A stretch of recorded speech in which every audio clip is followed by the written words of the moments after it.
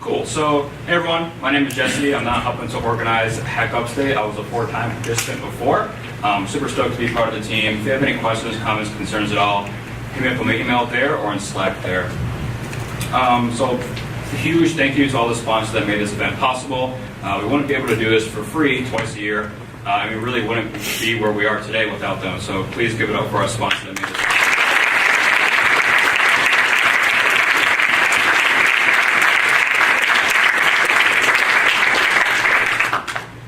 Mission, so we have lots of amazing talent all across upstate New York, Rochester, Albany, Buffalo, New York City, and now we're even hitting Potsdam. And Hack Upstate really just allows us to get all those amazing people together, these engineers and technologists all under the same roof, and really feel collaboration between them. I think we have an amazing tech hub right here in Syracuse, and it's awesome just to see everyone working together under one roof.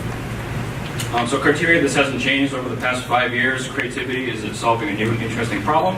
Wow factor, how cool it is. Execution, how much did you actually accomplish from your project. Demo, which you'll be doing shortly. And multidisciplinary, where you're able to leverage multiple technologies, software, hardware, all that good stuff. Judges, so we're very fortunate to have an amazing panel of judges with us today. So one by one, I'd like to introduce them, kind of tell us a little bit about yourself. So I'll just go left to right here. So Sam, you want to say a little bit about what you're up to? Yeah, hi guys, I'm Sam Edelstein, I'm the city's Chief Data Officer, and I'm excited to see everyone's projects today. Hopefully some folks use the Open Data Portal. Thanks, Sam. Let's go for Sam.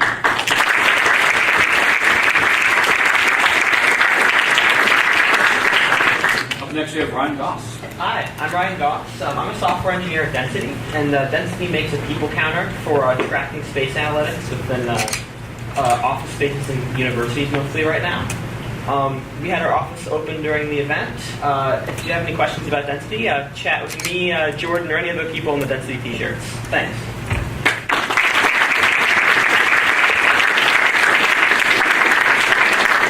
Ryan has also won like half of these events, so it's the level playing field a little bit. Next we have Mike Formal. Mike, let's go some. Hey everyone, I'm Mike Formal. I'm a software engineer for a company out of San Francisco called Stitch Fix. I work remotely from home and from the co-working space down the street. Also organize a networking software event meetup called Open Hack. We meet on the second Tuesday of every month down at Coworks. If you're interested and you're around Syracuse, definitely come out. It's this Tuesday. We'll be meeting at 6 o'clock. It's the second Tuesday of every month, so we're there a lot. That's it. Excited to see what we got.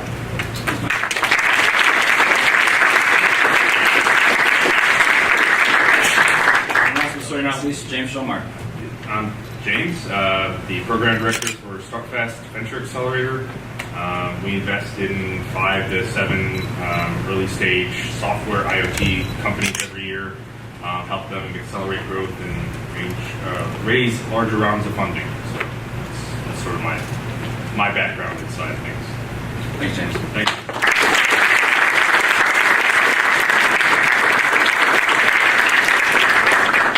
All right, let's talk about prizes. So first place, we've got $500 and 2 tickets to the Rochester Maker Faire. First runner-up is also 2 tickets to the Maker Faire and $200. Best hardware hack, $100. Best data keys hack, $100. And we also have a door prize. So make sure you signed in, and we'll be emailing all of the Rochester Maker Faire tickets after the event as a heads up. So something we say every year, this is not a business competition. We don't really care how you're going to sell your product. That's something more for startup weekends. We care about the technologies you leverage, the problems you solve, and the APIs you use. So tell us about that. Make sure you connect with us, Facebook, Twitter, Snapchat. We actually have a geo filter right now, so take pictures of your friends when they're presenting. And our hashtag, HackUpstate10, tweet us and we'll retweet you. Jobs, if you're looking for jobs, go and flag down Doug after the event, and make sure you join the jobs channel on Slack. Doug posts stuff there all the time. And if you're hiring, hit us up there or in Slack, or flag me or Doug down. We're happy to talk with you. Quick note for winners, please stick around after. We'd like to get a picture with you. Money will be divided amongst your teams in checks. And if you don't plan to go to the Maker event, please give it to someone who will in the Slack, or we're going to email you the ticket. So find someone that will if you are not going to, please. And as you walk out, please help us with the trash if you can. Return anything you borrowed. And a lot of people have cables, hardware, laptops, keyboards, all that good stuff. Just please make sure you give that to the person you got it from. Double check you haven't lost, forgotten anything, because you have to come back here to get it if you forgot something. And as you walk out, take the glasses, but please don't break them.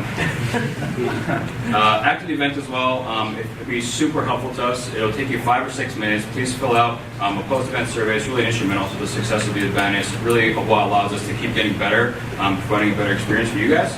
We're also going to be releasing a transparency report after the event, kind of the demographic here and how can we get better and how can we keep improving and help us understand who exactly is attending these events. We also entered a winner free gift card, so yeah.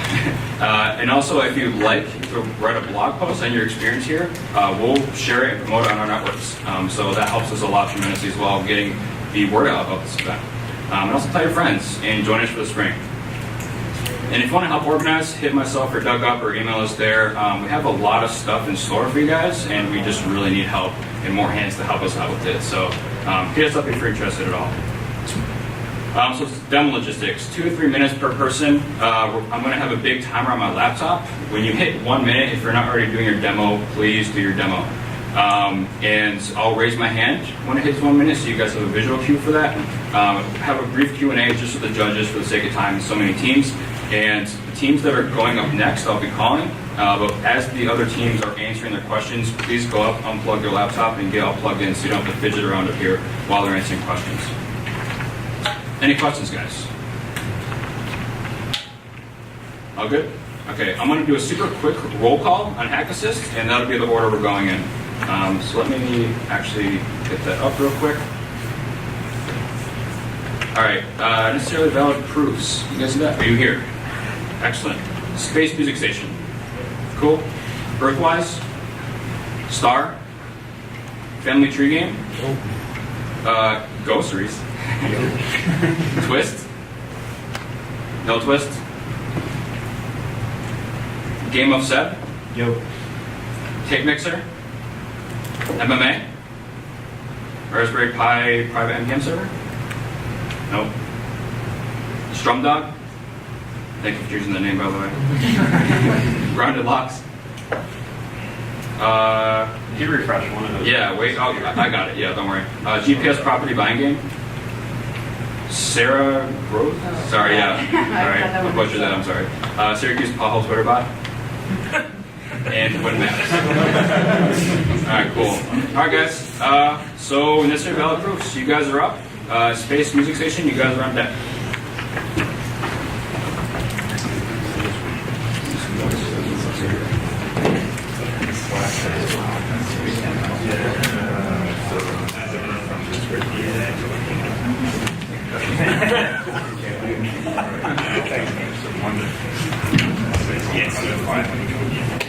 These are just fine.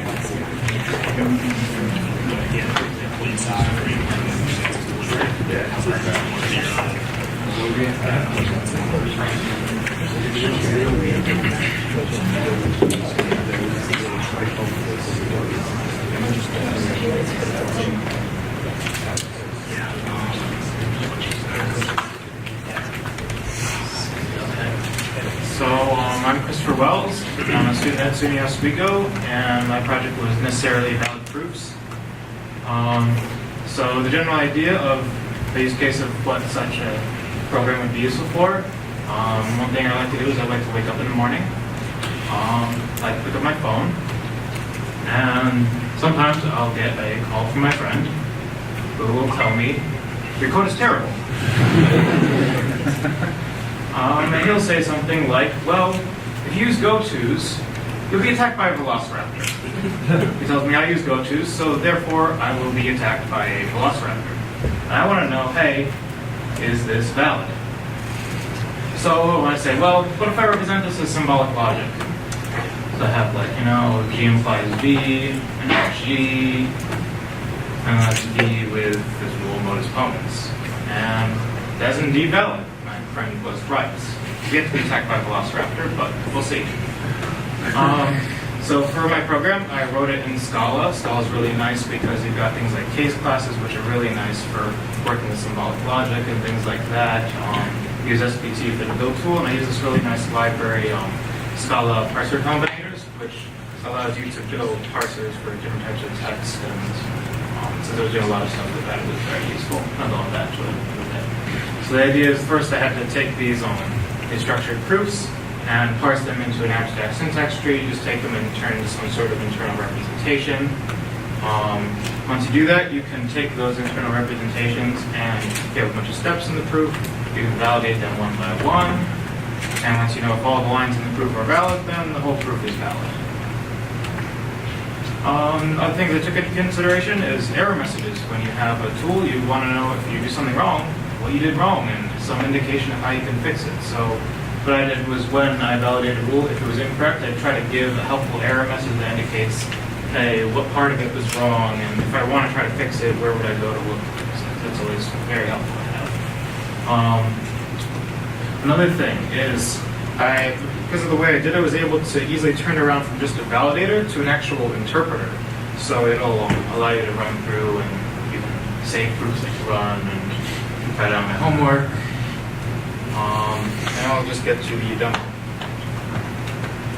So, here I've got a proof, a pretty long proof that I did for my homework. And I've got it written up in a file and say I want to run it. And just do this. And it takes a little while because Spell is compiling and all that is kind of slow, but once it actually compiles, not too bad. You can see, runs the proof, and it tells you it's valid. And if I were to say modify something slightly, just bear with me here, but I can see the screen very well. Throw in a couple extra symbols here. If I do that, and I rerun it, then it should say that, hey, this is invalid because of some reason. But that was the general idea. And does anyone have any questions?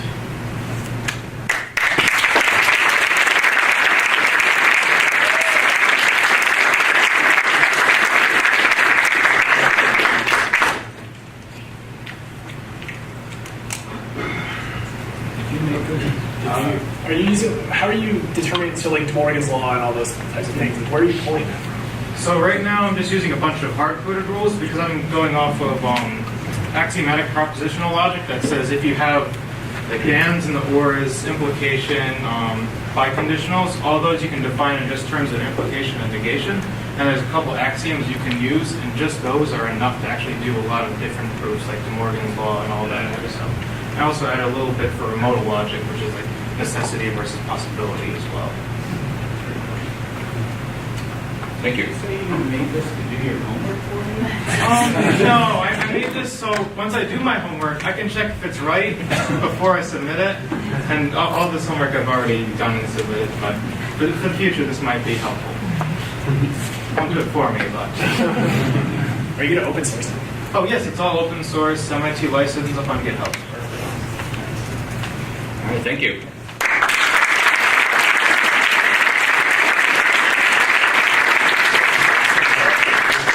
All right, now we have Space Music Station. On deck we have Earthwise. And did, was it Twist walk in? All right, cool, got it.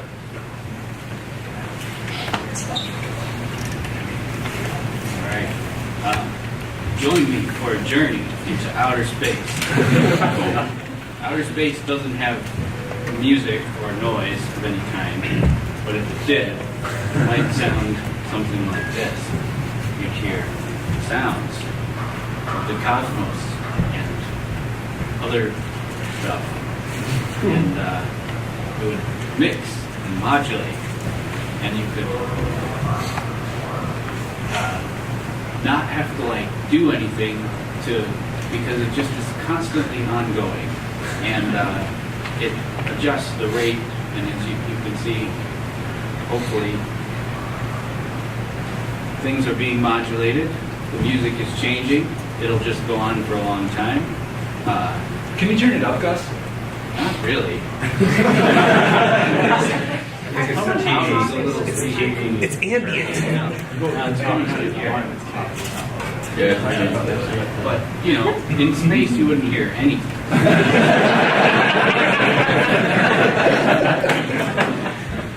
So, that's pretty much it. It modulates and it just goes on, and you can mix it. You can pan the things. I think the pan is supposed to adjust, you know, at random intervals. The stack is built with just some front-end framework that I made to generate HTML and using web audio. So the code looks like this. Here's some audio code. There's some samples being loaded. And then basically there's some intervals that are random, and they alter things by using a linear transformation. And then finally, we can put in the vocal track, which is people from Chicago O'Hare doing air traffic control. Time? 1 minute. Okay. So, you can't really hear what they're saying, but if you could, they'll be saying, Houston, everything's groovy. Having some fun out here in space. That's all.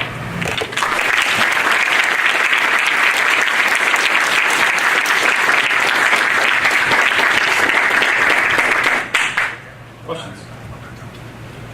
What are the challenges of putting this together? Is anything like catch you off guard? Like doing audio on the web is like really janky and weird. Like, I mean, I was trying to use like different frameworks to do stuff, but in order to do like, there's reverb on all of these, and I wasn't able to adjust that. But in order to do stuff like that, you need like low-level web audio API. But then the web audio API doesn't do things like you can't turn off like the pan. You can't like bypass a pan effects chain at all. So like you have to, I don't even know how you're supposed to like swap in and out something without it clipping or something. You know? So anyway, I just left all the effects running all the time. My computer can do that, so it's good. Where's this going to live online? It's at guscost.github.io/space-music-station. It's one of my favorites. It might get some updates. One thing you have to let it load.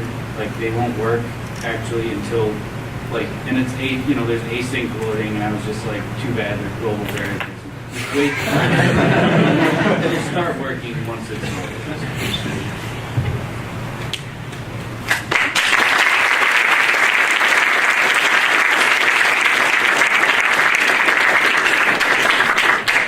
All right, now we have Earthwise. On deck is Star.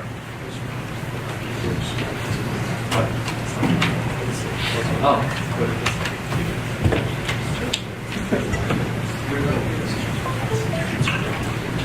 Hi, so our project is Earthwise, and the idea is just to recycle smarter. So the problem statement, often people throw out recyclable materials due to the uncertainty of whether a material is actually recyclable or not. And with Earthwise, what we aim to do is categorize that data by just giving an image of the object. The environmental, recycling is important. That's basically the slide. So quick demo. That wasn't the quick demo. That was fast. So what we're doing is you open up the app, you take a photo. You could also choose to import your own photo. Just picture my wallet. And then what it's going to do is it's going to categorize it and then state that that is indeed not recyclable. And on the flip side, what we have here is a picture of a recyclable object. You're going to take a photo. Surprise, surprise! It's a water bottle, and that will be categorized as recyclable. So how we're doing it is we're using a little bit of deep learning, and we're training a model with NVIDIA Digits. Digits is a GPU accelerated training system. It's pretty great. And how we're reading that model is using CoreML on iOS 11. CoreML is a fairly new framework. 2 weeks ago, iOS 11 was released, so finding resources for that was pretty rough. Our end product, as you just saw, was an iOS app that categorized the images. One of the biggest problems we faced was compiling the data sets.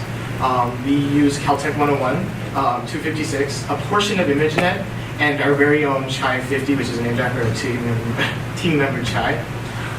We did this because we needed our own custom data set that recognized random objects, because ImageNet has things like millions of, well, not millions, but thousands of pictures of like animals, and people aren't probably going to take pictures of animals to really categorize as whether they're recyclable or not. Our data set had under 1,000 just under 1,000 categories, something like 998, and over 30,000 images. So here we were like actually sorting through trash, taking multiple pictures of the objects that we wanted to see, because not a lot of that is online, and we kind of had to like, you know, mess with it. Here's a picture of Chai, whose job was literally just taking pictures throughout the night. So really quick, here's our accuracy with Caltech, just Caltech 101. It's sitting at 30%. You can see it categorized the dolphin as a minaret, which is a building structure. Wrong. But then over time, as we added more and more data, we hit accuracies of 90, close to 90%. And categorized the dolphin as a dolphin. And iOS development, pretty standard stuff. Apple's own documentation was pretty great to just run through to create your own iOS. And special thanks to our AP environmental teacher. Yeah.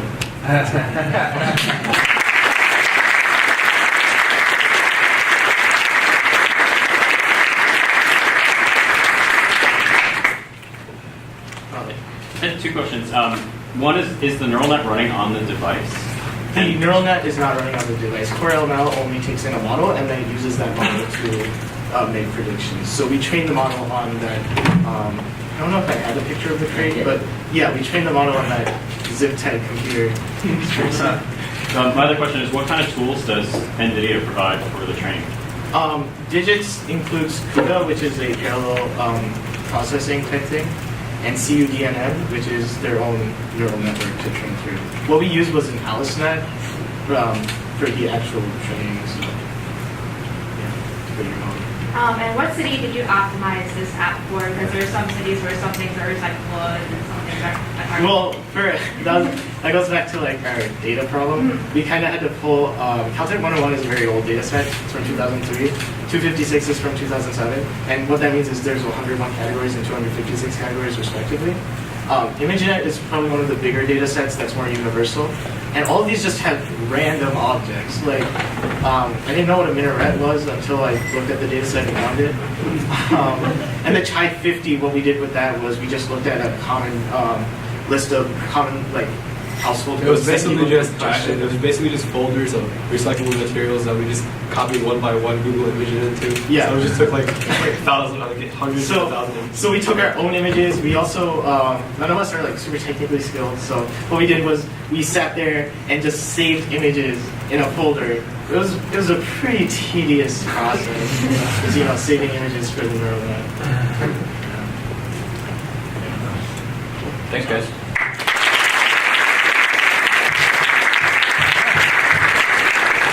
All right, now we have Star. Up next is Family Tree Game.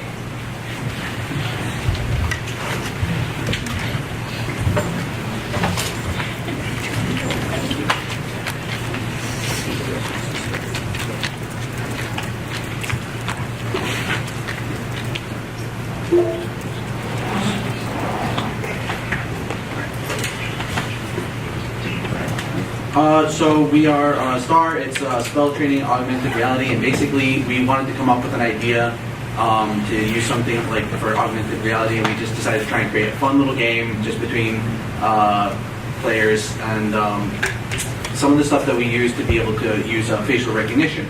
So I'm not. So we wanted to try a couple things that we've never done before, and augmented reality was one of them, and another one was facial recognition. The idea of facial recognition was to kind of have it like a kind of aim whatever spells that you were doing, and also we wanted to have kind of be able to do a space substitution or something like that, kind of maybe be able to personalize yourself. So this is what we used from the GitHub to be able to find, and it was just an overlay over the video to be able to keep track of people's faces, and that's how we would aim the spells. So this is also what we wanted to, so we don't really know how to code for iOS or Android apps, and so instead we need to get around it on a web page.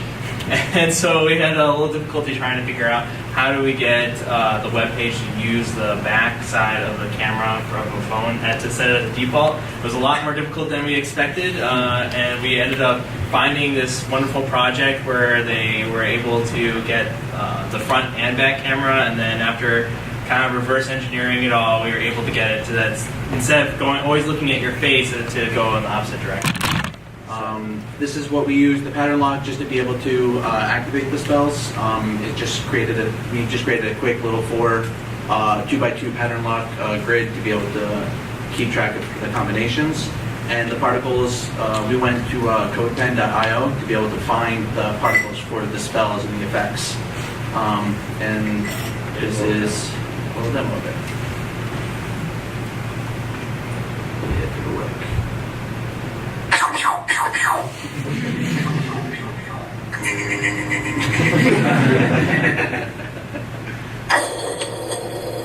And it's supposed to be,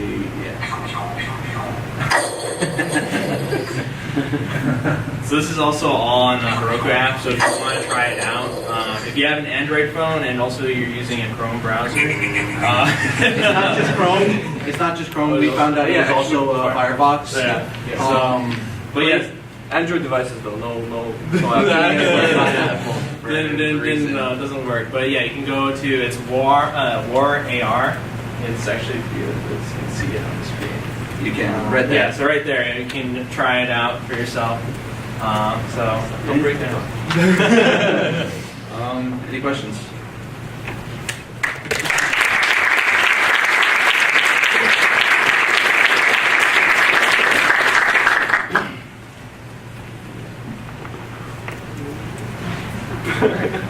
Cool. Thanks, guys.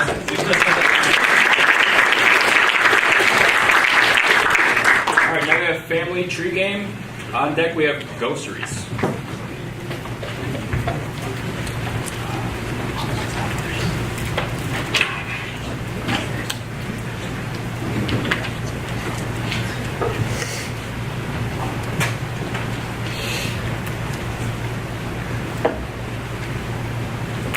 Right, so I'm Stephen Schaefer, and I did a family tree game, and I wanted to figure out if you could make genealogy fun.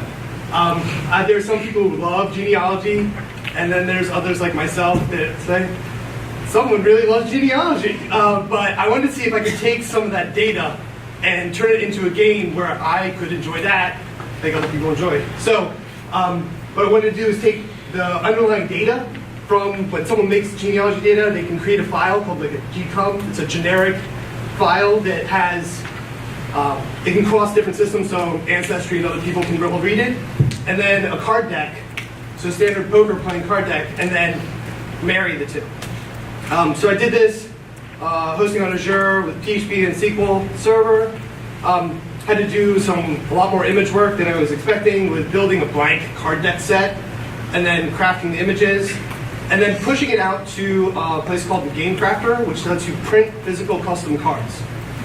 It didn't use a typical parsing library because it was really frustrating, and so I just parsed the file myself.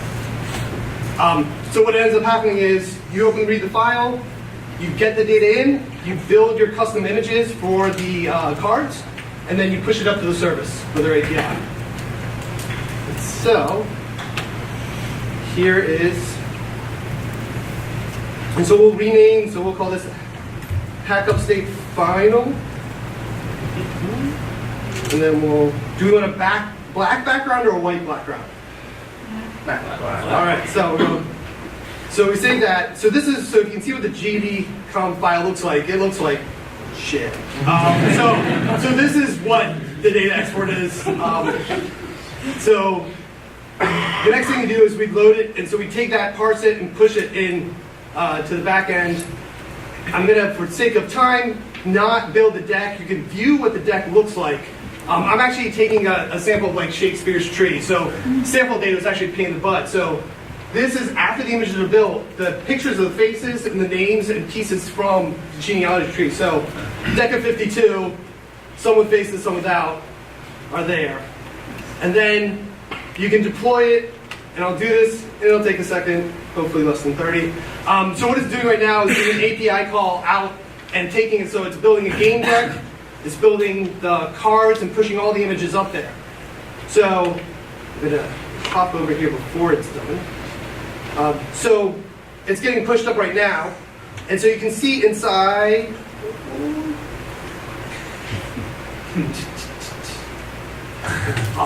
So you'll see inside the deck, you'll have one deck here. It's got 52 cards in its deck, and they're all in there. You see this one, it was a previous one, has 52 cards. You can see all the different images here.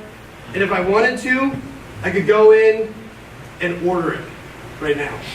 So the idea of like being able to create this and be like, I want to add a card.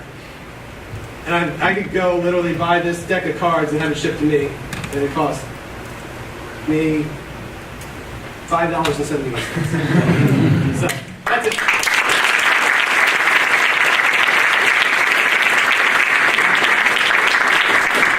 Here's my vomit. Questions? Yeah. Sorry, where do you get the data from? So if you did your own tree, you can export. So if you did Ancestry, you could say, export my files this generic GED column. And so you'd essentially be able to transport it out. Most of those people, their APIs are either non-existent or horrible. So like I was trying to do it ahead of time where I could just API it in and API it to the game crafter, but I couldn't get one, so I had to go with the generic file. Does this make genealogy more complicated? No. But maybe with the actual deck of cards, playing with it and having it on there. But I mean, part of it came from having it in a different form where you'd have daily uses versus like I've gotten like the sheets of genealogy and said, these are great, and then I go put it away and never see it again. So having a physical item out that you might use, I thought could be a way to at least keep that information around. More useful than like the sheet of paper. Okay, so what do you do if there are more or less the number of faces in the tree than there are cards? So I did it so it forced 52 and repeats the data set, and for some reason you don't have that many people in your family you don't know. But theoretically, another step would be that you'd see the people in the tree and choose which one, and even go so far as to say, this person should be an ace and this person should be a 2. So I skipped that whole step, and versus just saying, just make me cards, so it's like quick 2-step go. But you could theoretically, with that tree and the data, you could say, how do you want to sort and shuffle, and which info do you want? I mean, you can make it fully customizable, but for both time to build and for just progression steps. And that partially answers my question if it was randomized or prioritized, who was on what card. So yeah, and so I would You do. could manually manipulate it. You could manually manipulate it. I mean, I think, given depending on who you have pictures for, you could easily say, I only want people I have pictures for, and then you might want to cherry pick people who are like, this person got like murdered, so we definitely want them in the deck, or this person, I don't know who this is. So I think that people, again, the people who are into this stuff would say, these are interesting people in our past that would be good to say, here you can learn about them, here we can have that. So. Thanks. Thank you.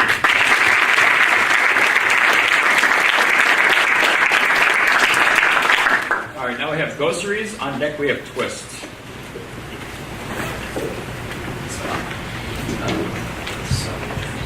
So we never used the language Go before, and we thought this would be our chance to learn it.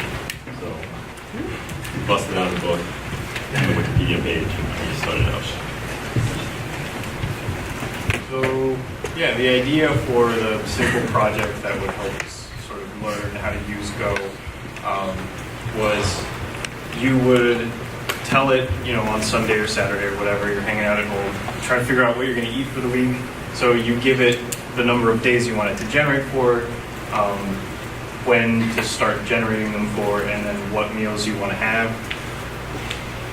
So if you cook once a day, then you can just say dinner, and then it'll pick meals that are recipes that are dinner. And then at the end of it, it'll tell you all of the recipes for the week. And then at the very end, there's like your grocery list of all the things you need to make all of the recipes for the week. So our database was basically a bunch of files that we used YAML for, and we just had the steps, quantities, ingredients, prep time, if that's important, serving size, things like that, and we just randomly picked it and made sure we didn't have repeats. And we made it up ourselves, so none of these are really real. Some of them fun. And you can select that you don't want ramen with lime, so maybe you can re-roll that guy. Unfortunately, it refreshes the page. Yeah, and sometimes you run out. But you'd add them in. You'd add them in and say, I really like chicken parmesan. Maybe you don't like 50 chicken recipes, which is all we can think of. You have some shrimp or something that you did.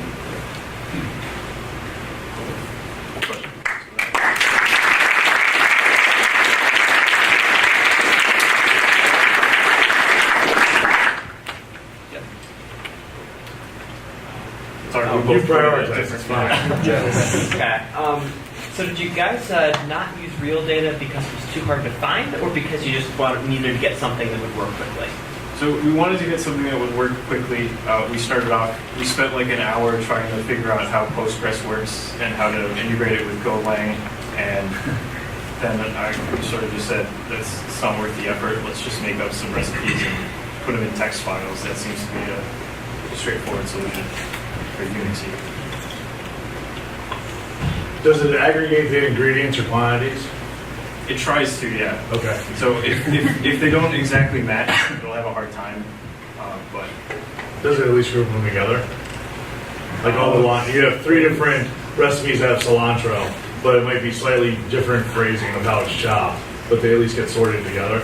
It's not quite that smart. Okay. But yeah, that's not yet. That's in the next iteration. But we do have attributes and filters, so you would filter it by saying this includes chicken. You don't want chicken every day of the week.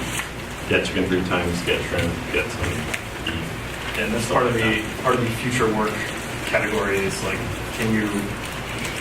could you have it say like, oh, if you download a thing, log that for later, so that when you reach out it for next week, then you know like, oh, they don't really like this dish. So don't suggest that at all. Your food Spotify. Yeah. Thanks, guys.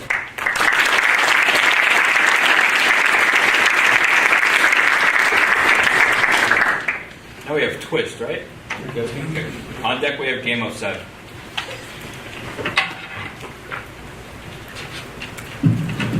All right. So this is our AI, a kind of AI that can generate sentences, depending on the training data, right? The best part is it's trained exclusively on Donald Trump tweets. It sometimes makes sense. 1.5. So can you see it? Yeah, I don't have a front end. It takes some time. Okay. Yeah, can you zoom in? Oh. Oh. How do you do that? Command plus. Command plus. Cool. A little more.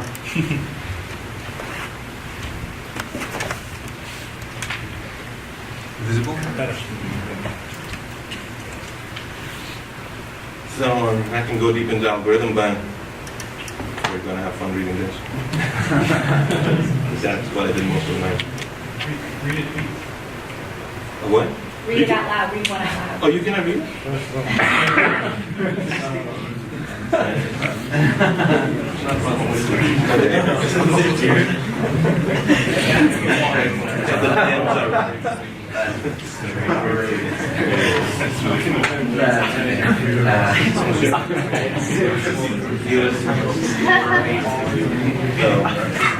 Some people are laughing, so that makes you feel like they're reading it. The U.S. must never be with the campaign. Oh, yeah, campaign. So 1 in 5 makes sense, and 1 in 10 is really funny. This is running again. I mean, if it comes about Russia, then it's really good.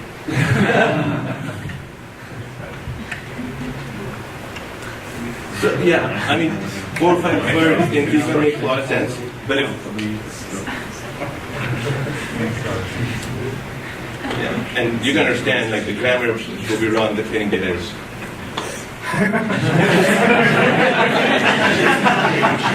But yeah, so this can be used to like write articles, poems. But if I take any other data set, it's going to start going.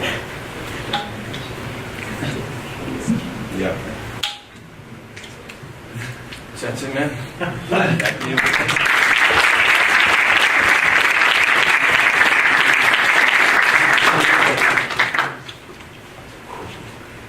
does this create 140 characters? Like No, size, no. or- This is basically just creating a sentence. Okay. Whatever makes sense to it, then it stops.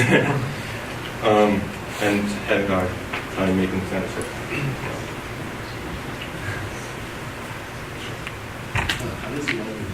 It's a Monte Carlo Markov chain, so so basically it takes all the tweets, then create different states out of it by taking 1 word, 2 word, 3 word, and then predicting the next state. Creates a transition matrix, which is a probability matrix. That means when you're in a given state, what's the probability of going into different states? And so once it picks a starting word, then it can go from which is the higher probability. Is the data set active? Like, are you continuously? No. Every time you tweet, you get an alert. I can do that, but I just don't learn it. So many people now. I can't do that. Okay. My question was about the algorithm too. In terms of the grammar, how is that still a component of it? How is it? Not yet. So I can do that, but currently it's just I don't want it to mess up the the persona.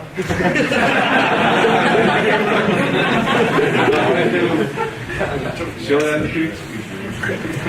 So if you gave it like some really eloquently written training data, how accurate would the grammar be? It'll be much more accurate. Yeah, it'll be exactly like that, but only parts will be where the punctuation marks, and if you're using something like this guy uses a lot of hashtag and bunch of like I had to clean a lot of URLs and Unicodes, but if that's not there,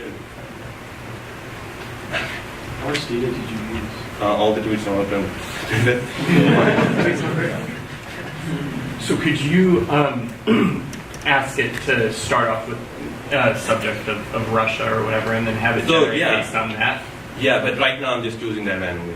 So I just pick a bunch of small subset of the tweets and pick one. Whatever you think. So yeah. What was the name of the algorithm again? It's Monte Carlo Markov chain. So it's a derivative of Markov chain. Do you use a library for that?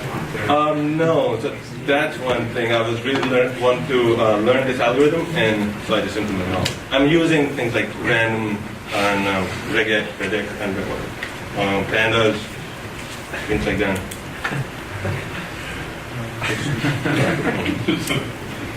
These aren't really his tweets. They aren't really his tweets. So it's like algorithm read all of those tweets. So like, okay, now I'm going to pretend to be, You have to get straight Thanks. false if it's real or not.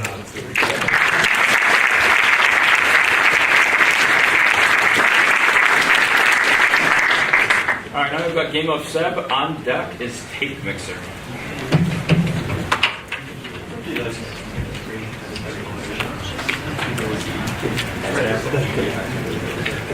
Now you're good over there. So we started this hackathon with the idea that we would learn JavaScript, how to use databases, and create some sort of web app that would be able to connect to multiple devices and do sort of some Dungeons & Dragons map thing. But then we realized that that was entirely something we did not know how to do and we would not finish. So 5 hours in, we decided we would make a Java game. And how that evolved was we were supposed to have a 5th member, but it turns out he had a lot of homework and had too much stress and anxiety to be with us. So we created a game to immortalize that. Demo? So it starts with him trying to catch a bus. And most of these things are things that have happened to him. Yes. This is a daily life. That is awesome.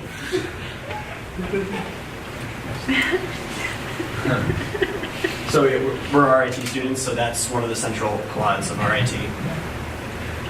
You're trying to keep your stress down, doing things like being late to class because you bump into other people, missing the bus. Currently, stress is quite maxed out.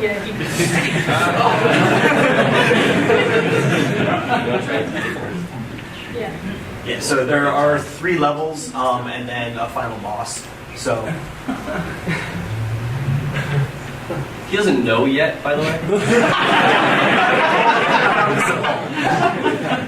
he gets to see it when we get back. And if the art is occasionally off, it's because I'm a software engineer and I did it all.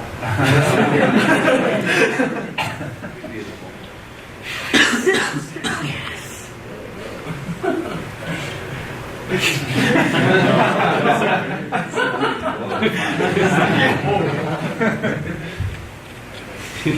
minute, guys. So we were rushing to finish this last little bit.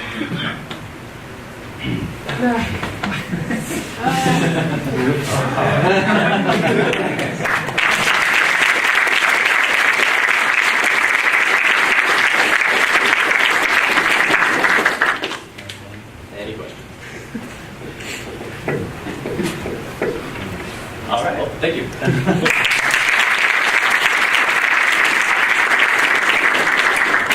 All right, now we have tape mixer. On deck we have MMA.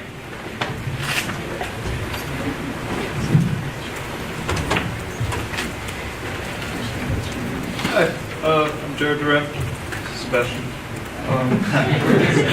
We had another team member, young Sebastian Gleash, but he could not make it. He did provide some lovely graphics for us. We're music buffs. We love Spotify. That's a good app that has a lot of cool features in it. You're like, okay, what's missing? Social aspects of it are kind of bad.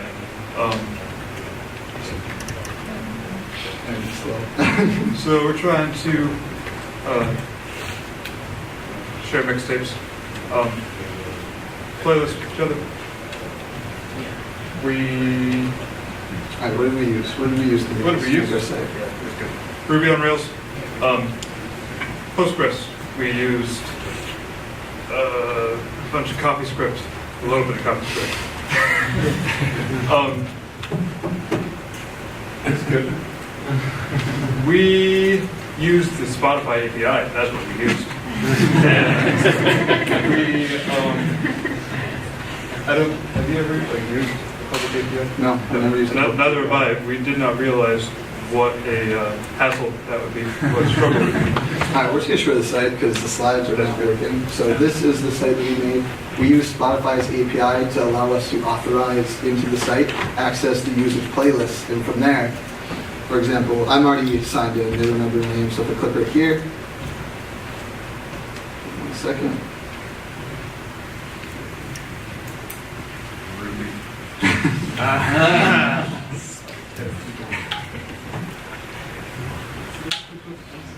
No, it's a little too far.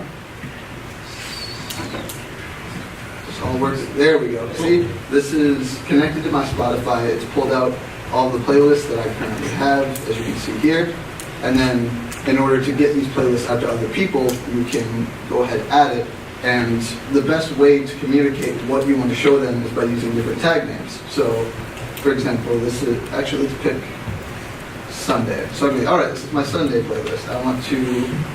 This is Sunday, and I want to relax, because that's what I want to do on Sunday. So I click enter, and it'll make the playlist, it'll put it on the site, and here's a player in case you want to look through everything and see the playlist. All right, I have a question. How many of you use Spotify pretty regularly? All right, I'm going to pick on you. Name me an artist from Spotify that you listen to pretty frequently. Bonobo? Say that again? Bonobo? Bonobo? All right. Bonobo. Give me 1 second. I'm going to grab one of these albums. Add to a playlist. Now here's some of my playlists. These are publicly available playlists that anybody might put on there. All right, just to show you this updates in real time, I grab Bonobo. Now I have a playlist on my Spotify, and it comes right up on the site, and I can add it to whoever wants to see it. This isn't static HTML. Yay! Thank you. Yeah.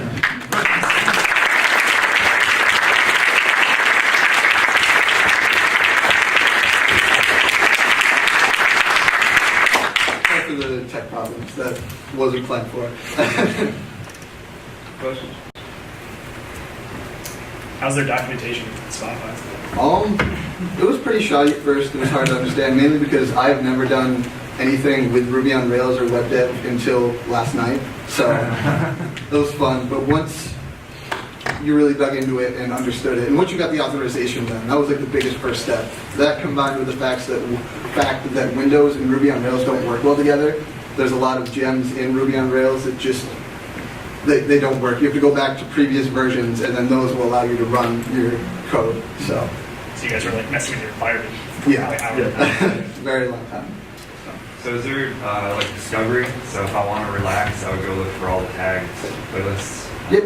You would search, because each playlist has their own tags, and you go to the top and that's what you mean.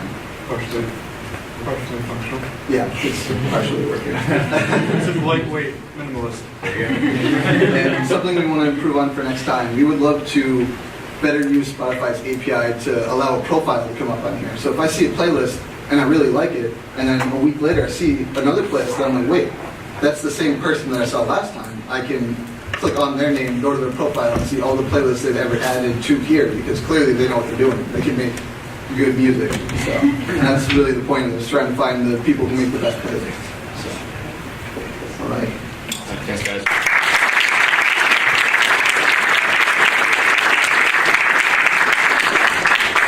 All right, now we've got MMA. Did Raspberry Pi private NPM server show up? Yes. Yeah? Okay, you guys are on deck.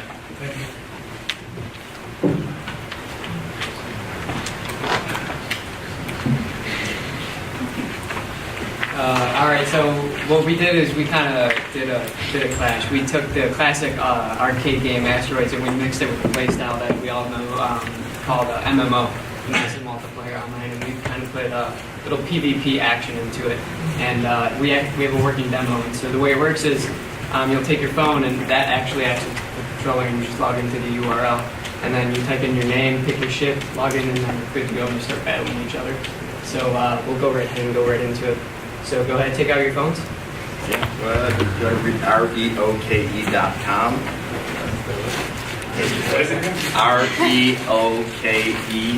reoke.com.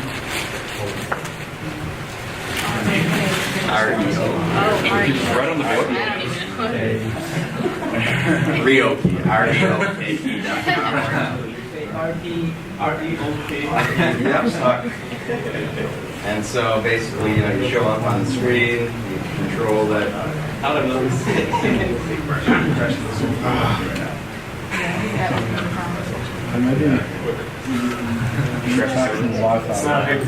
I'm the one that's sitting. Will it work if you're not listening? Let's say, like, No, you have to be in. Turn my stress test. Stress test. I don't know. So we're using WebSockets for real-time communications. We're using Basic.js for the front end. We're real-time stress testing right now. So basically, and you have help. So if you die, you just click OK. You can refresh the page and log right back in. So if your phone doesn't have right hardware, you might not be able to turn. Yeah, this is testing mostly in Chrome browsers.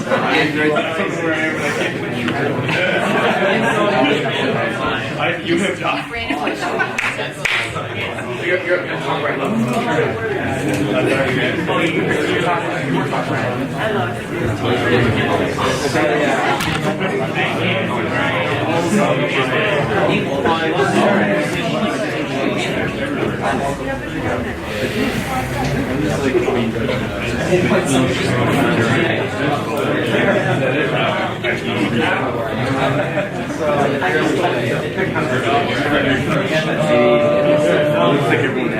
None of us have ever made a game before, so we thought we'd take the opportunity to use Phaser.js and make something cool like this. And, I like real-time stuff, so we integrated WebSockets and use your phone as a controller. We all thought that was kind of a cool idea, so we made that happen.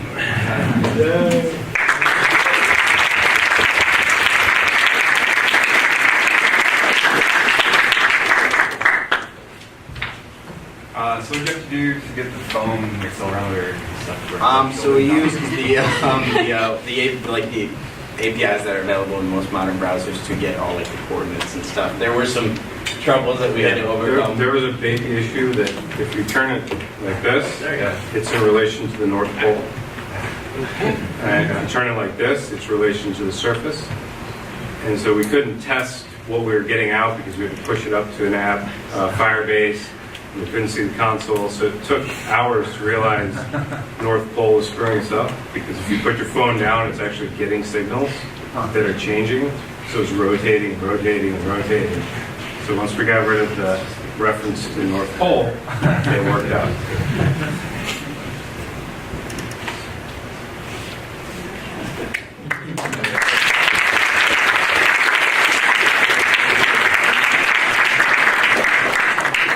We've got Raspberry Pi private NPM server. On deck we have Strom Dog.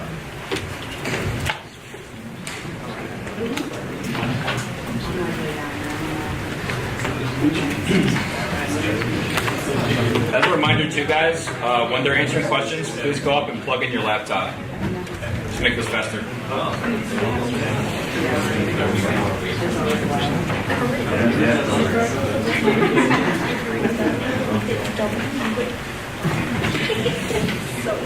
So while I set up my laptop, I'll just start to talk about what I did.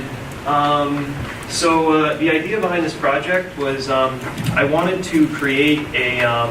I've started to develop some new Node.js projects, and I want to be able to get it in front of certain people and not release it publicly, just so I can start to get feedback on them. Who in here develops Node? Okay. You may be aware that NPM has like a private package repository product that they offer. It's like a cloud product. That works pretty well, but the problem is that in order for people to use it, they have to. Thank you. They have to. They have to sign up for an NPM account, and part of that is they reveal their email. Their email address is public. It turns out a lot of people don't like that. It feels like it's okay for a developer, but not so much if you just want to use these packages. So anyway, I spent the weekend trying to, I don't know, maybe it's my laptop. I may just talk up here. That's okay too. So I spent the weekend evaluating all the open source private NPM server software that's out there, and I did a deep dive. I looked at about 4 of them, and I did a deep dive into 2, and I ended up getting one particular project running on. It may not. Sorry. Work. It's okay. Sorry, it's probably my. I didn't check the laptop. Anyway, I ended up getting the original. Software that was running on the NPM server, like the first NPM server. I ended up installing that, and there was a bug in it, and I fixed that bug, and I submitted a pull request. That was part of it. And the other part was getting it to run on this Raspberry Pi. That was the other part. And if everything was running, then basically I would show you how to do three things. First, how to configure your NPM client to work with private servers. They have this feature called scopes, and with that you can point it toward a private third-party server, including one running on the Raspberry Pi here. And the other thing I was going to show you was how to publish packages to your private server, and then the third thing was how to install packages from a private server. So that's what I did, and I can show you later on my laptop because this isn't working right now. But that's it.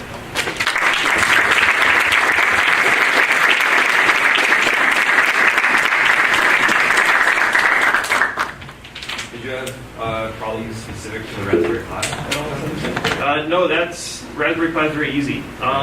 It's gotten to a point where it's just Linux compiled for ARM 64-bit, and most packages are available. So the main software stack that I used was CouchDB, just all CouchDB, and CouchDB works great on the Raspberry Pi. So that's all I had to worry about. Is it open source?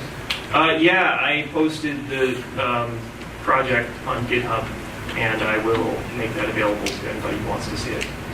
Yeah. What's the name of the project you used for the private NPM server? Yeah, so it's called, I can never remember, it's like NPM-couch app. I think that's what it is. Let me just tell you what it is, and then I will get off of the stage. It was npm-registry-couch app, and it's on GitHub, and I made a fork of it, and that fork includes the fixes to the scopes feature, which is what you need to do the private, to host private packages on your own thing, because that was broken before, and then I fixed it. Thank you.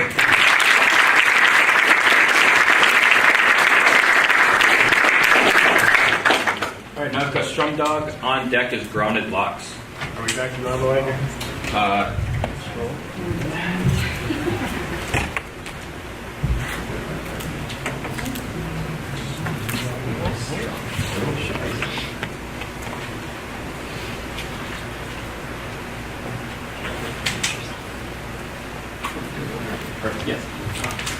Hi everybody, my name's Tom. This is Paul. We are a Team Strum Dog, along with 4 members in the audience whose names I have to look up because sleep. John, Alex, Will, and Micah, you guys want to raise your hands real quick? Cool. So first, a little bit of audience participation. I want to learn a new song. I want to do it during this demo, and I want it to be something modern but kind of fun. Does anybody have a song suggestion? Rehab. Rehab. Do I know Rehab? Do you know Rehab? Is somebody going to sing it? Try to make me go to rehab. Yes, and now we're in here.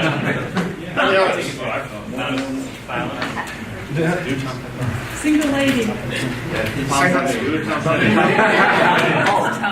Yeah. Do you want to do free phone? Big fan of Tom Petty. Thanks for the suggestion. So this is a ukulele. Ukuleles are fun to play, but they are boring to learn. When you start learning a string instrument, it's all fingering exercises like this. This sucks. This is boring. Nobody likes listening to this, so I'm going to keep doing it. So we wanted to levy this huge database of what they call chord tabs. Back in the days of Usenet, anybody remember Usenet? Yeah. I'm old too, don't worry about it. So in the days of Usenet, they would pass back and forth these text files that represented sets of chords.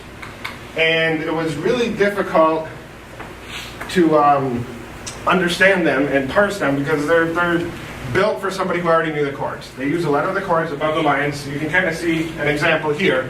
And that didn't work for people who are new trying to learn how to play ukulele. So we wanted to enhance this experience quite a bit with Strum Dog. Strum Dog will allow you to take a tab like that, pop it into a nice little app, and hopefully, we'll get something a little better looking out of it. Tech stack was Ruby on Rails on the back end, React Redux on the front end, hosted on S3 for the front end, and nice. And Heroku for the back end, and thanks to Heroku for making this a lot easier. Some of the challenges we face are, honestly, this data is old, it is unstructured, and it is difficult to parse. So I'm really glad that worked, and I'm going to need it back in a minute. But yeah, it was a lot of fun. We had a lot of new people on the team, so it was an opportunity to do a lot of learning, a lot of teaching, a lot of sharing. And I know you guys are going to applaud me out when my time's done anyway, and so I'm going to pretend it's for me playing this song right now.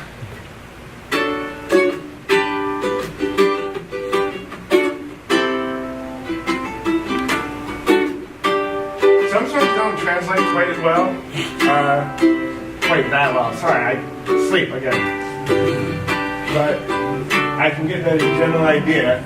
She's a good girl.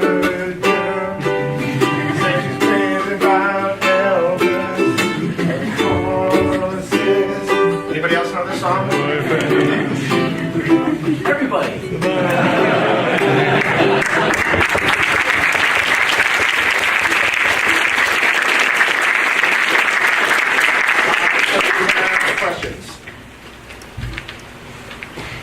You all look flabbergasted. You're gonna sign autographs? Yeah, $20. No, I'm kidding. 10 for my Yeah, so what's the hardest part about this? Really, the data, because the data it's just a flat text file. It could be anything. These are mostly made by college kids, a lot of them back in the 80s and 90s, back when trading over Usenet was common. It was like trading. A lot of, anybody remember like Z modem and BBSs and all that stuff? This is the format so there's absolutely zero structure and absolutely zero standardization on how you name chords. Parsing was easily the most difficult part of the challenge. Yes? did you just use regexes, or did you use some sort of fancy, like, custom-built parser? Little of both. There's definitely more than just regex going on, although regex is certainly a component of it. But yes, the front end will attempt to do a little parsing. Also, the checkbox that said it'll try to clean up, it'll go to the back end, try to clean it up a little bit, send it back to the front end so that it can retry a parse. And actually, I'm pretty happy with those results. We did have a library that parsed chords out of the line. So we had a good starting point of like a regex that would recognize chords in text tabs. And I would add one other hard part, which is people who didn't know how to play like fretted instrument, learning to read ukulele chord chart so that they could input all the ukulele chords, because we had 5 guitar chords, and that wasn't going to help. Yeah, plenty of team members with no experience in ukulele, which is weird, right? Thanks, guys.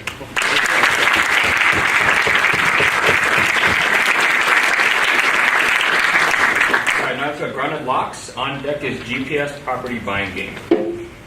So my name is James Bruska, and I've created Grounded Locks, or at least attempted to. I also titled my presentation, Why Did I Ever Choose Hardware Willingly? And I'm going to make fun of hardware a lot because it's annoying and it doesn't work a lot of the time. But I'm a computer engineer, and I've chosen this willingly, not only for this, but for my career. So somewhat hypocritical, but you know what? Oh well. So just go over some background. So why I chose it. So the idea behind Grounded Locks is to remove the cloud portion of smart locks from the entire system, because those are where a lot of exploits come from. Physical security is really important. So for example, if you have the cloud locks that have to jump back to the cloud to see who can be let in, which is almost all of them on the market nowadays, what people can do is, if they record by your house, they can track your schedules, and essentially stake out your house without having to be there. And if they hack that one company, they have everyone's physical access, which I don't think is okay.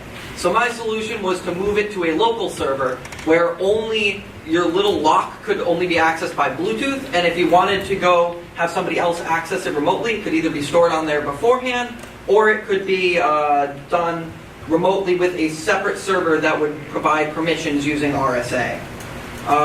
So some fun things that I worked on, I used this board here, the Nucleo F401RE. I used the Bluetooth module, PuTTY, and then all the rest of them are just used for development, for different parts, for the Android app, the compiler, and different things for programming the board. So my results is I got the board programmed, and I got the module, the Bluetooth module running and connected, but it was a bit hard, because, well, there was 2 problems. One was mainly the internet speed, so I had to download like 3 gigabytes worth of files, and that takes a while. Also, 66% of my time approximately was wasted on things I couldn't have possibly fixed. For example, I spent 6 hours trying 3 different methods for programming this wonderful, wonderful board. And it wasn't until Chris brought me the second one where I went, well, the first one's actually broken. So there went 6 hours of my time, and it worked perfectly first try on the other one. Both my methods, or both programming methods that I had thought would work. And a bunch of other things like that happened consistently throughout the night. So some experience gained, know your hardware, don't forget your laptop charger either. They saved my butt by giving me an extra laptop charger. So to really quickly go through my demo, because I mean there's really not much to show off since I don't have the full thing. So you can see what my phone is here, and if I go into this, this is actually the application.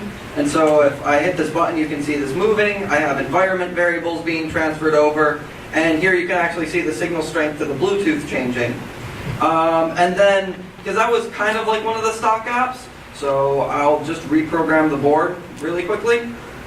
And so, not wanting to cheat in using a full stock app, I created something myself which could also find it. I guess while that loads, are there any questions? There you go. So it was able to connect it and detect it, and that would be able to send. I used heart rate data as like the base module for it, so I just kept it in. Yes. Who do you call when you get locked out of your house? Who do you call when you get locked out of your house? So usually these systems also have a key mechanism to them, so you can turn them. It's just for convenience of you walk up, your smartphone does it for you. You don't have to worry about it.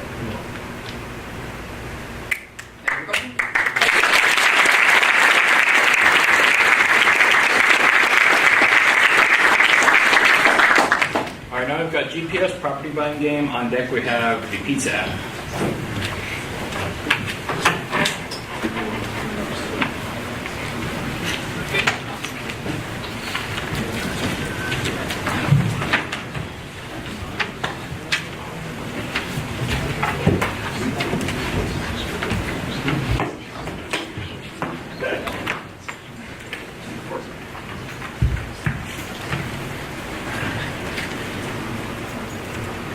Go get your laptop. We'll just start talking without it. We'll just Reese, go get your laptop. All right, Edge. All right, so I'm Anthony. I'm Cooper. I'm Carter. Josh. And that was Reese. We were working on GPS property buying game. Basically, as the name implies, it's a game using GPS that you do property buying and other Monopoly-like things to play a Monopoly-like game. And it's not exactly Monopoly because copyright. So our idea is just to have a GPS-based Monopoly-like game using Google Maps API.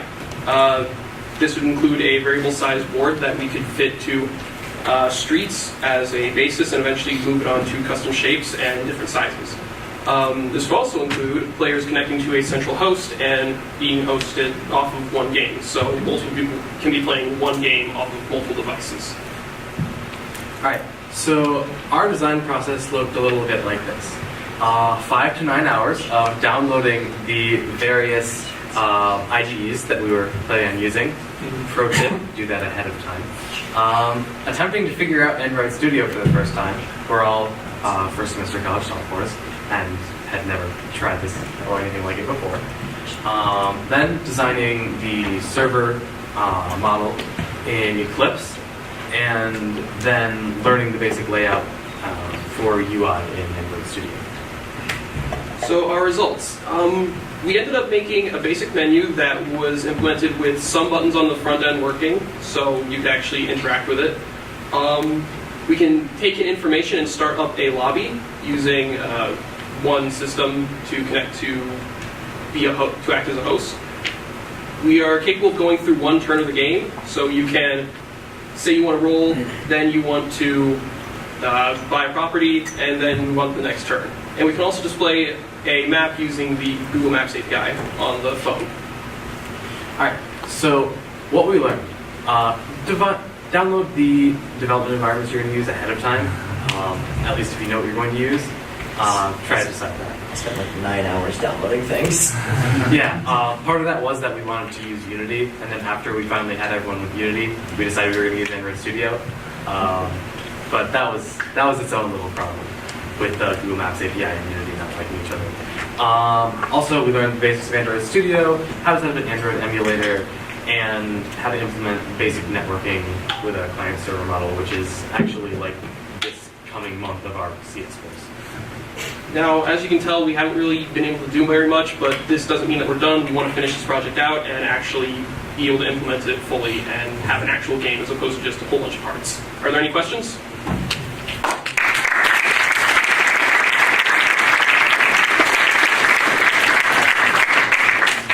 Did you guys use Java for the everything? Yeah, Java and XML.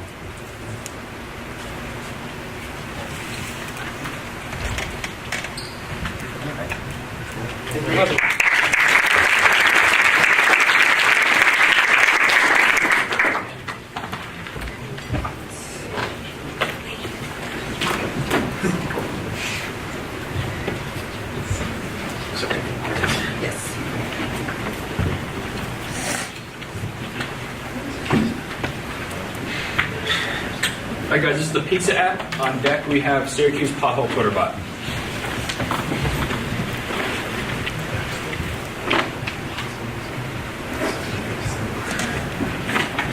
All right. So, hey guys. You didn't remember, I am the pizza app. The official name is Zami. Unfortunately, I have no technical skill. I also do not have any design skill. So my team started an Android app, didn't actually end up finishing it, and this is my attempt for a design. So this is the Zami. Let's see if this works. First, you sign in, Facebook, Gmail. Essentially, you use the APIs for that. A quick confirmation of your phone number to validate that you can actually get it sent to you. And then from there, you can add whatever you want. So this is your canvas. The pizza, so right now it's just sauce. Some people actually don't like the cheese, so we didn't automatically have that. But if I wanted cheese, I just search it, I check it, and then cheese would appear. I want anchovies. Who likes anchovies? I don't know, but that's it. Broccoli, and you can go on and on and on. There's no limitations. And so this is my final pizza. Next, you actually get to name your pizza. This is your own menu item. So let's call it the Terminator. So you have the Terminator. You can actually share it. Once you share it, your friends get $5 off. They actually end up ordering it. It asks you for location permission, so it can actually deliver it to you right there.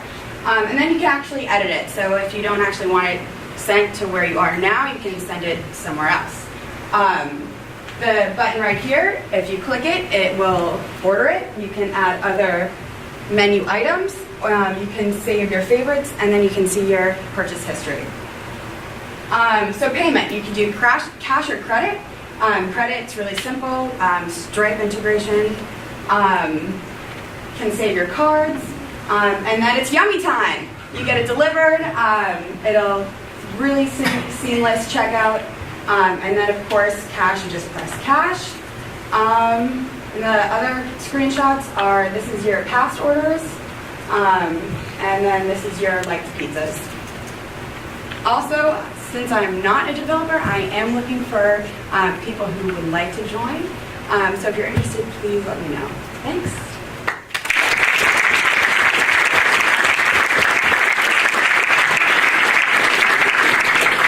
Questions? Yes. So does this order from wherever is closest, or do you have like a preferred place for this? So it matches you with like a topping database. So whatever local shop can best fulfill your order, that's where it's coming from. And then also other variables like Yelp reviews, time it takes for delivery, and then you can also override it, kind of like Reddit, and just have one jump to the top. Thanks.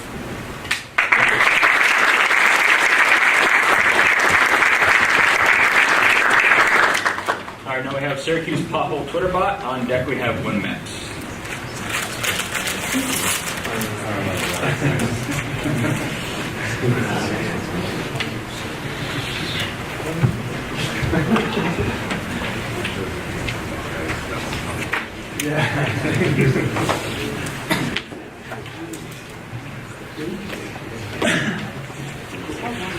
Hello everyone, my name is Cedric, Brian, and Doug, and we are students at Student Oswego. And we came here wanting to design something that could get information from the OpenQ's city data and somehow transmit it to the public. So we went on the Q's data site and we found that potholes were something that, everyone hates potholes. Everyone kind of wants to know when they're fixed.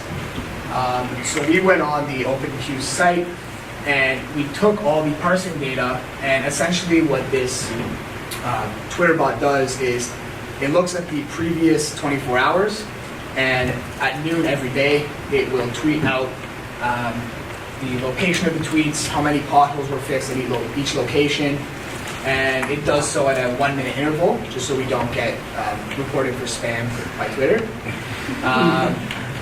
And yeah, that's pretty much it. So pretty much the cool kind of implementations for this is if the Syracuse City would post the open data for, say, when there's a big snowstorm, what roads are cleared, we could translate that to tweet out, these roads have been cleared at this time.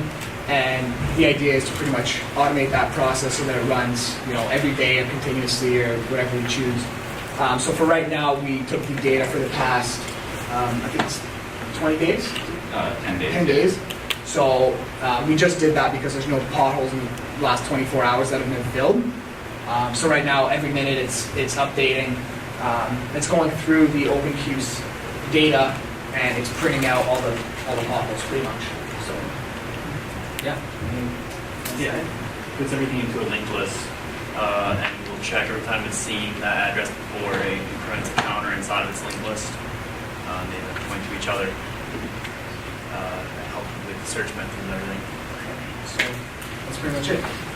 And we also did this in Python, which none of us knew Python. We also learned how to query data, which none of us really have much experience with. So We learned a new IDE called Cloud9, which is like Google Docs.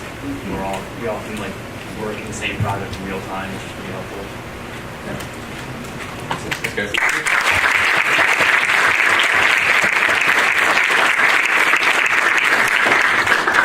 any questions? So this is running on Cloud9 right now, so it'll continue. Yeah, it's running up through Cloud9 right now, but ideally it would be. We're going to do a cron job, like on a computer or desktop at home, and then just have it run every day at 12.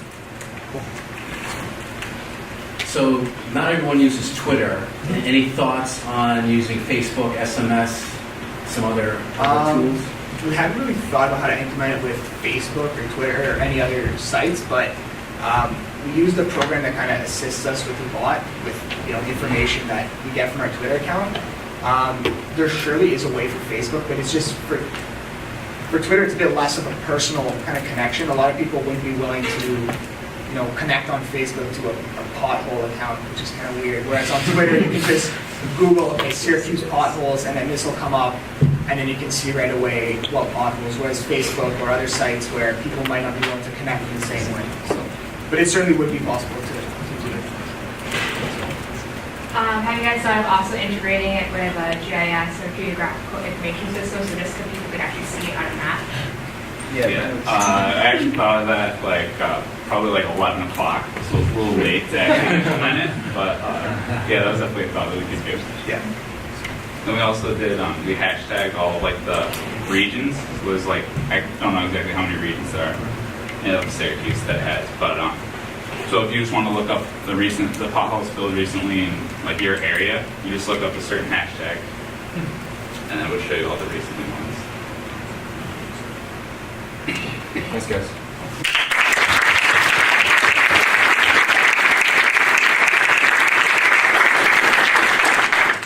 All right, our last project is wind maps.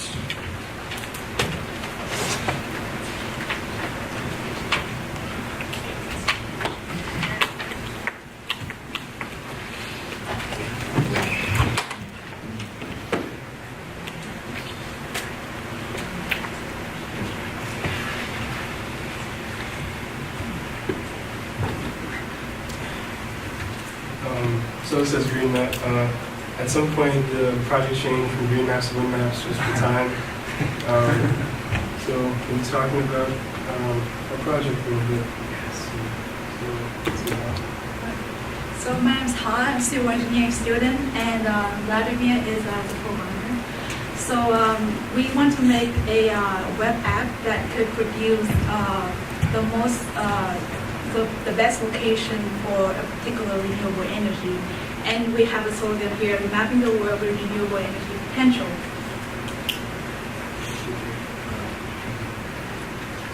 All right, so we want to talk a little bit about what the web app actually would do. We want to input, ask the user to use, to input in the location, and it's either county or a state. So you could see that is a web app. And we have a map next to it that is basically telling you what are the most, the best location in the whole New York State. And if you hover the mouse on top of it, you could see the information. Click on one of those down. Yeah. And then if you click on one of the location drop down, and let's say Orange County is where I'm come from, and click go.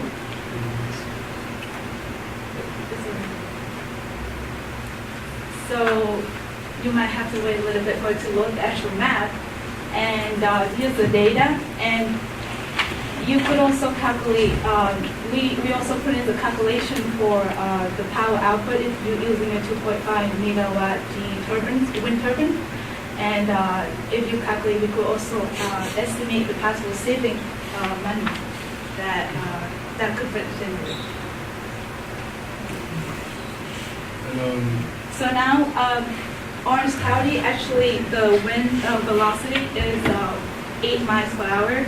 It's 5 miles per hour. It's not allowed for wind turbines, so it doesn't work for Orange County.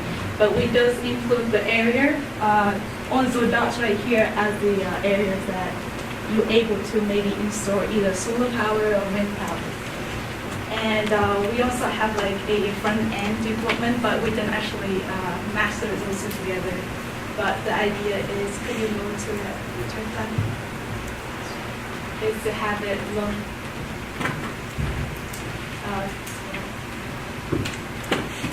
like this, yeah. And then you just click on the search bar and then go to a different renewable energy type, and then we'll produce the best mapping.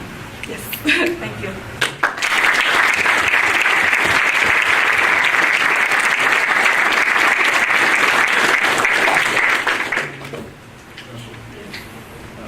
Are you able to account for changes in elevation?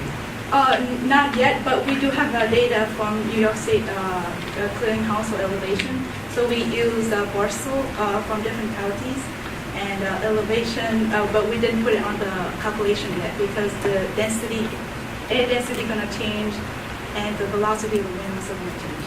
We have to put that into the calculation. And there's any other questions? Yes. The tech stack. We use mostly JavaScript and GIS and React and some machine learning, CSS. Yeah. The most difficult part is to find the right data. So we did have a lot of information from the New York State Clearinghouse, but we do not have the average velocity of the wind annually. So what we had to do is we had to go on a weather website and we have to find the velocity of the wind a year ago and then add it with today velocity and then do the average. But it's not really the best estimate. So we do also include a slide of potential development of this kind of program. And we want to also, could you go to that slide?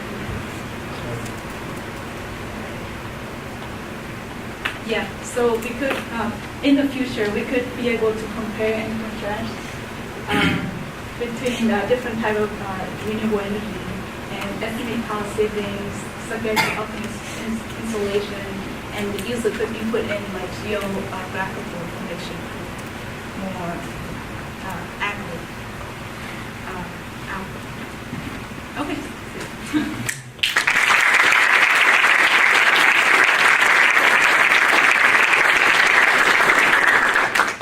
All right, thank you to all the teams that presented. We're going to go step out and have some deliberation amongst the judges, and we'll be back with you shortly. All right, everyone, after some deliberation, we have decided on some winners for Hack Upstate.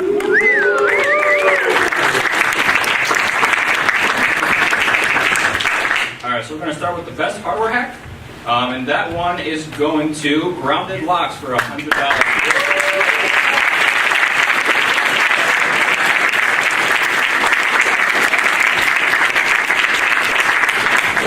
Congratulations. Next up, we have the best data queues hack. And the winner to that goes to the Syracuse Pothole Twitter bot.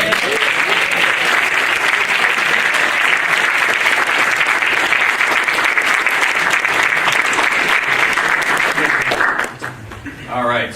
Now we have the first runner-up. So for the first runner-up, the prize of $200 goes to Earthwise. Congratulations.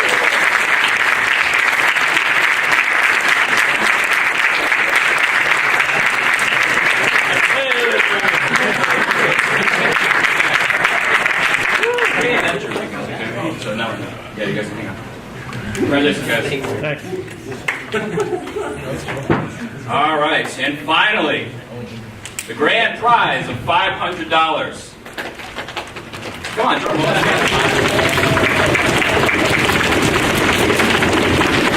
MMA for $500.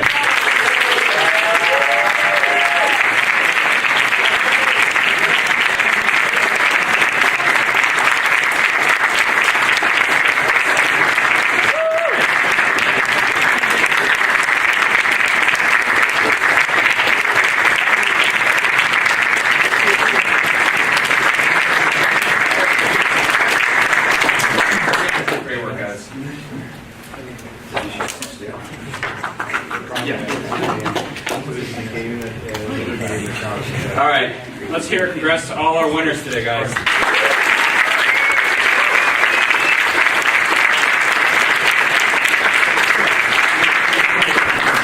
All right, and again, quick note, winners, I just told you guys, but please stick around for pictures. We'll tell you guys some nice checks. As you walk out, please help out with trash. I know a bunch of you already have. Thank you so much. It just helps us tremendously in cleaning up for this event.